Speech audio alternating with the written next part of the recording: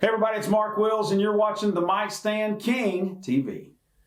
Coming up on this episode, country artist Mark Wills with a custom build, reveal, interview, and special acoustic performance of Jacob's Ladder. Subscribe today, YouTube, TheMicStandKingTV. Traveling around, still love to go to work, still love to do all that kind of stuff, but there's nothing in the world like, being at home with the little dude. Absolutely. Trying hard to keep them apart, but you can't draw lines in any young girl's heart. Yeah, so I got this stand from SWEETWATER. It's MS-20E Atlas stand. They're real great. SWEETWATER's a great company. Got all your music gear needs, from guitars to mic stands to drums and everything else. Check them out today. Links in the bio. Here's the stand. Yeah. As you can see, it's all black. It's all fully adjustable. Top parts comes off as well.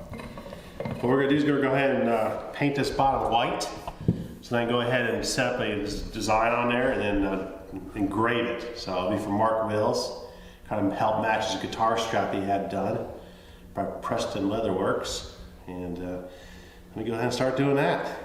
Yeah, so it's got some white. All we're gonna do is kind of spray paint this down, and then I'll take graphite paper and we'll kind of do the design on there, trace it on there. It's kind of way I can do it pretty easily.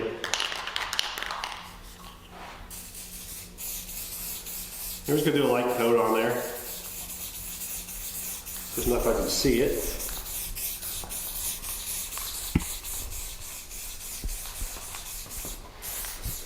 Just something like that. And we'll just let that dry. Then come back with the graph paper and kind of design, and we'll start engraving. Hey y'all, we're Little Texas. You're watching the TheMicStandKingTV. You made that. Okay, got the rest of that filigree done, and you can see it kind of laid it out. And for Mark Wills, of course, that, and also matched his guitar strap that was done for him. And now we're going to start to do some engraving on it. Using this Dremel here.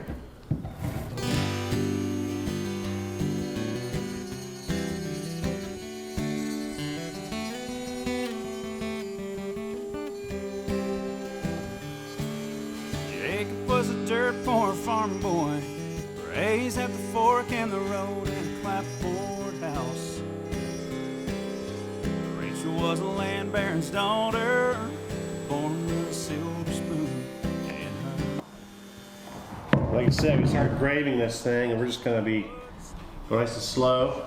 And try to keep it all in the same plane, going up and down. Because otherwise you can start getting some weird marks on it. We don't want to do that. So just keep on going with this. And get ready to do some painting. So late one night by the harvest moon, Jacob climbed the ladder up to Rachel's room. He knew his place, it was right beside her. Step by step, let's whirl. Okay. So here you go. As you can see, we got the basics coming, and we're gonna go ahead and finish this off and finish this bottom part, and then get it painted, and then start doing some of the detailed painting work on this. But here you go, Mark Wills. You'll be seeing it soon.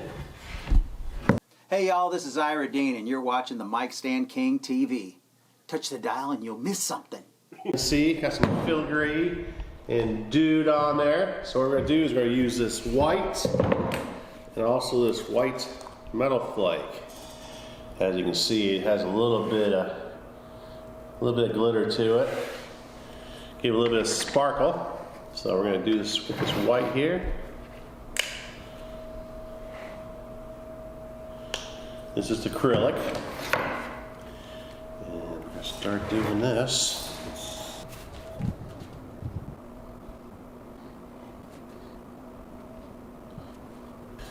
And what we'll do is go ahead and put some of this white metal flake on there. continue on with everything else, and then we'll just go ahead and brush it all off, and we'll shoot a coat of clear on it, and that'll be ready to go, and get Rufus to check it out, and then go see Mark Wills. What I did is, instead of doing the white on the name, I used this did spade, the silver metallic, and what we're going to do is, you see I went ahead and painted it on there and sprinkled it on, so we're just going to kind of brush it off and let's see what it looks like here. Oh, yeah, that's a huge difference. That white flake really wasn't showing up very much. Didn't really care for that too much. Thought it was a good idea, but sometimes you just got to pivot. As you can see, once we get it all cleared off, things go sparkle like crazy. See what Rufus has to say. Hey Rufus, come here. What do you think? You like it? Yeah, I think he likes it. We'll see, but he just wandered off again. Anyway, go grab to Mark Wills and get his reaction. Hey y'all, it's Drew Green, and you're watching the TheMicStandKingTV. All good. So you see, what's you with the doing something with the Grand Opry now? Is that right? Or? Well, I'm an Opry member. I've been an Opry member. Been an Opry member since the beginning of 2019. Okay. And so you know, so life has taken a lot of twists and turns, you know, since 1996. I mean, you know, I was talking about it this morning with another buddy of mine. I was 22 years old when I started out on the road. Right. And you know, and life has been great. You know, I mean, we've got to travel the world. We've got to, you know, play music in front of. We played music for presidents. We played music for, you know, for everybody. You know, for everybody in between. And got to do trips for the troops over to Iraq and Afghanistan and Kuwait and other parts of the world. And, you know, and here we are in, you know, 2023, and I have assumed my greatest role, bar none. You know, love being a dad. Love being, you know, you got your kid behind the camera right here. But love being a dad. But the coolest part of being a dad is that if you play your cards right and your kids do their job, you get to be a grandpa. And, there you go. Hopefully. Yeah, and that's kind of where I'm at right now, man. I'm, you know, traveling around. I mean, still love to go to work. Still love to do all that kind of stuff. But there's nothing in the world like, you know, being at home with the little dude. Absolutely. And you're down in Atlanta, right? Yeah. I've been in Atlanta. Been in Atlanta my whole career. You know, I'm originally from a town in North Georgia called Blue Ridge.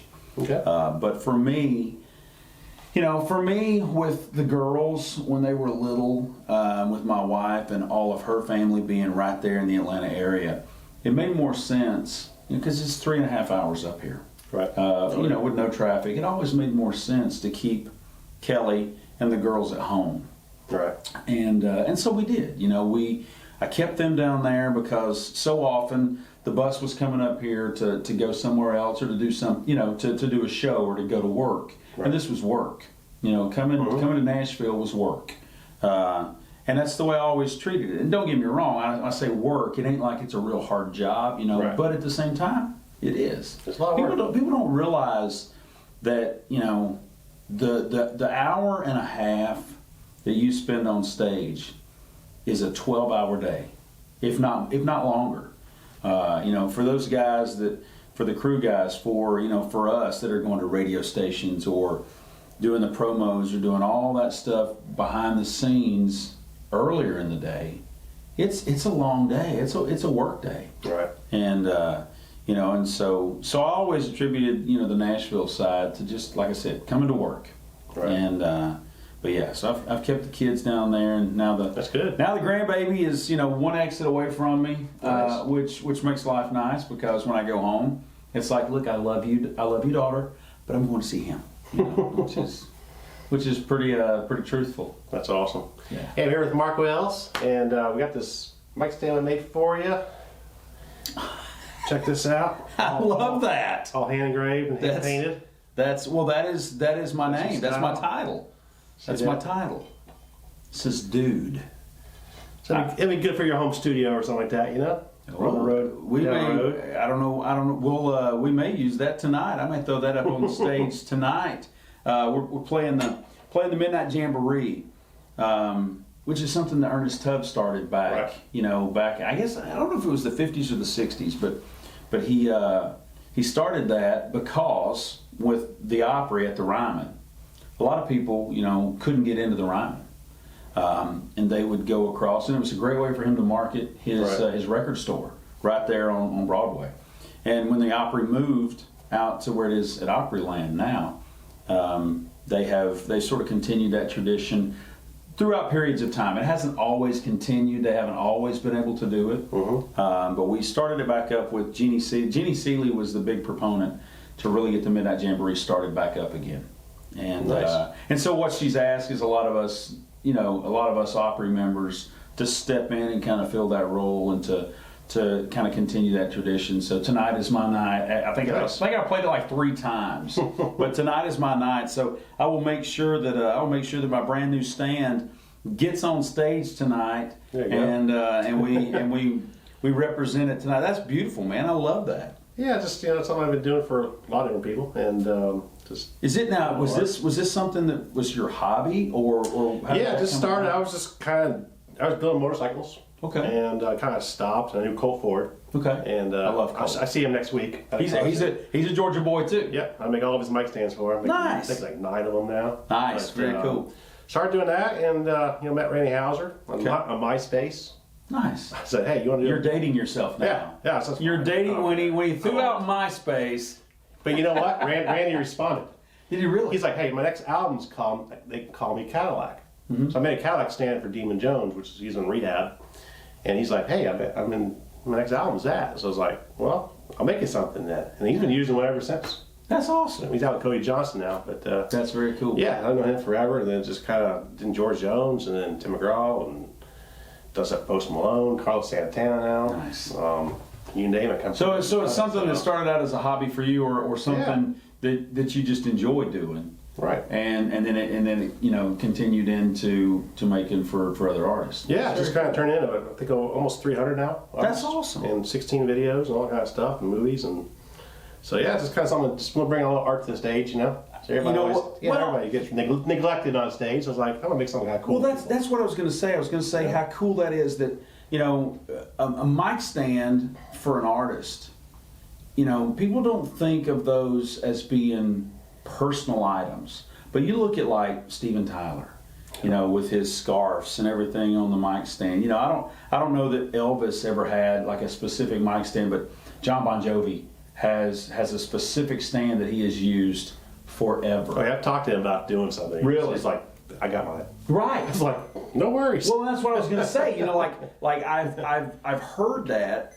So like for John, like I've always seen John use that kind of like that Mercedes emblem bass, and you know, and for so many of us, like for me particularly, there are very few times, very few photos of our stage. And when I say our stage, I mean like unless it was a fly date or something like that. I had always used that V bass. It was a leaning stand, right? You know, because I love the fact of having a straight stand that didn't have the big boom coming back in. I always felt like the boom stand was top heavy, and if you bumped it just right, you'd knock it over, you know. So I had used those for years, and then basically I don't know what happened to them, probably about 10 years ago, and I don't know if it was quality control or what happened, but every single one of them that you would get when you would line the bass up, the V, it was angled. Oh yeah, it was sideways, not straight towards you. It had an angle in it, and I'm just OCD enough, that when I look at it from the front, if it doesn't look straight, I'm like, nope, can't use that, you know. And so this is awesome, man. Yeah, so it's really good. Yeah, so I did one of those. I did for some for low cash with one of them sent over, and it's like same things. It's like like what the crap? Man? Well, I think what it's just a hair. Yeah. It's well, I think what it is. They all are. I think it's the way they tap it. I think because the thing has to screw down into it, and so I think it's the way they tap it. Instead of it sitting flush and angle back, it has a lean to it, whichever direction, to where it's just off center enough that drives me crazy. Drives my OCD. Oh yeah, I told him I'm not doing that. It's like that's not good. I can't handle it. You know. I'm the same way. It's like, come on, man. But these Atlases are good. Yeah. Hercules are good. Pick them up at Sweetwater. Oh yeah, And, you're a Sweetwater guy. Yeah, they sponsor the show. Nice. And Craig Campbell, Grindstone Cowboy, coffee on Eagleville. Check him out. Yeah, I love Craig. He's a good dude too. Yeah, I know him for a while, so. Well, thank you. Oh, you're welcome. Very much for Something cool to have, you know. It's called the Midnight Jamboree because it used to be live, Right. and then they over a few technical issues and stuff like that, they started taping it from 10 o'clock to 11 o'clock. So it's live. We don't go in and edit anything. If we screw up on stage, you hear it. You hear it on the radio show. But if you find yourself with nothing to do tonight at 10 o'clock, come out and hang out with us. I'll be in Atlanta probably, right? Oh, you guys are heading to Atlanta? Heading back house. Drove up. Gonna 3 or drop 4 some hours. stands off and Get on back. Nice. That's kind of routine. I got you. I don't know why we do this, right, Logan? because you enjoy it. Exactly. Because you enjoy That's the stuff you never see. Absolutely. This and the editing will be like, it's always fun too. So I got you. I got you. I appreciate it. Mark Wills, check him out on tour. Come to this city near you. Absolutely. MarkWills.com, or you can follow us on all the socials. Mark Wills Music. Awesome. I appreciate it, man. Thank you, buddy. You're welcome. Thank you.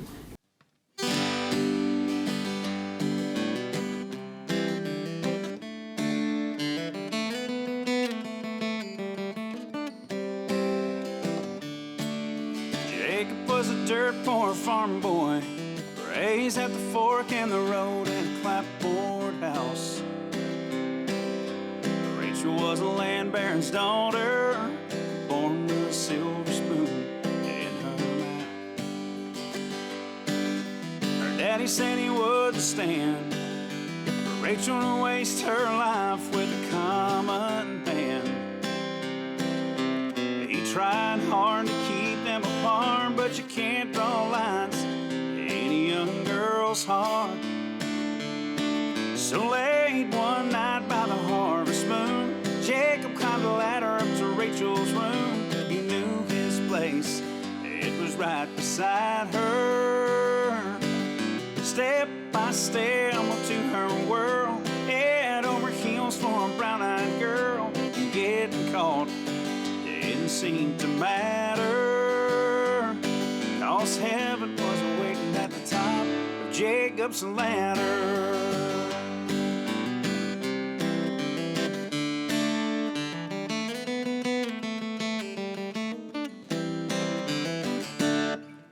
It'll be 5 years September since her daddy found a ladder and a note on her windowsill. He swore he'd never forgive them, but nothing melts a heart like a grandchild will. That's right. And now she climbs up on his knee. Says, Grandpa, tell a story, the one about me. He thinks back and his eyes shine, says, listen, child, once upon a time, late one night by the harvest moon, your daddy climbed a ladder to your mama's room. He knew his place, it was right beside her.